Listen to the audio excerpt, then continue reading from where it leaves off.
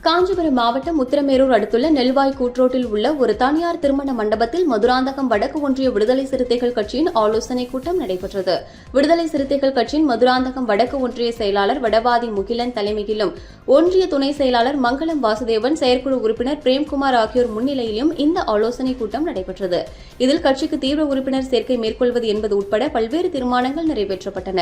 முன்னதாக இந்த ஆலோசனைக் கூட்டத்திற்கு வந்திருந்தவர்களை அந்த கட்சி நிர்வாகி ராஜேஷ் வரவேற்க மங்களம் தீபக் நன்றி கூறினார். இதில் விடுதலை சிறுத்தைகள் கட்சி நிர்வாகிகள், தொண்டர்கள், உறுப்பினர்கள் என ஏராளமானோர் கலந்து கொண்டனர்.